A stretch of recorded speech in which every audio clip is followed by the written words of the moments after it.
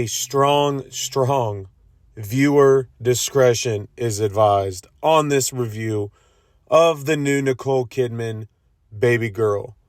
What's going on, guys, and welcome back to another video. We are here this afternoon officially reviewing Babygirl, which is the last review of the weekend and ultimately completes my 2024 movie spectacular is what I called it, as I have now seen, I believe the final number is 217 movies. Now, before we get into the video, make sure to hit the subscribe button. Go ahead and check out the other reviews I have posted. And without further ado, let's get into it. As I said, viewer discretion is advised. This movie is definitely a lot more than what I bargained for. Now, you see in the previews, the whole purpose or premise of this movie revolves around a girl named Romy, who is a CEO of a shipping type company with robots, and really is dissatisfied at home.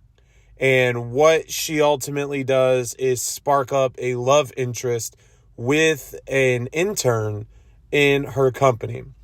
Now, when I look at this movie as a whole, what I really think of it is a 50 Shades of Grey with an office setting. Now, it doesn't go as far as 50 Shades of Grey, but the fantasy and the erotic desires are there. And I will tell you, the first 20 minutes of this movie, some of it's a little uncomfortable. Doesn't mean it's not good because it sets up what the story is, but it's a little weird. Now, this is definitely not a movie that you will go sit and watch with a parent. So if your mom or aunt says, hey, let's go to see this movie, I do not recommend going with them, because there are some scenes in this film that are going to have you looking at each other going, what did I just watch?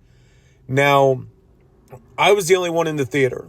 The only premise of seeing this movie was to put out a review, but also to add to the movie total that I have this year. And I will not say that it was not a good movie. The premise of it makes sense. The storytelling is good, but there are just the scenes that will have you, in some senses, uncomfortable. There's a situation in the hotel, and I was like, what is even going on here? So it almost makes you chuckle a little bit. Once you get past that and the erotic scenes and some of the weird dialogue, you understand that this is a premise of a love affair.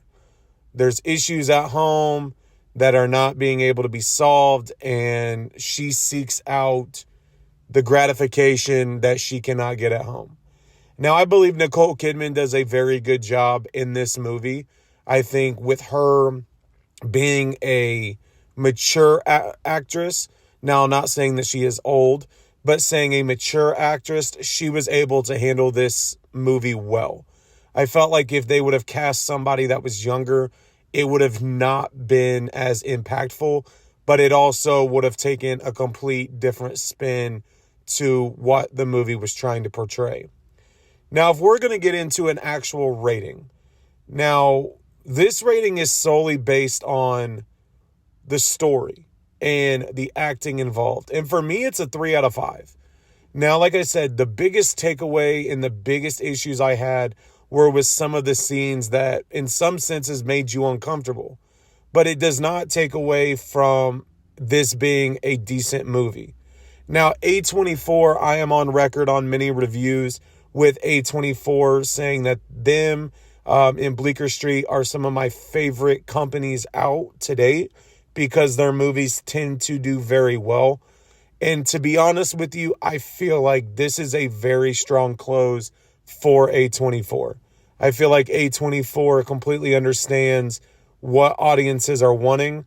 And I also think A24 is not afraid to dive into movies that will make you feel a little bit uncomfortable. And so, like I said, Babygirl is out now.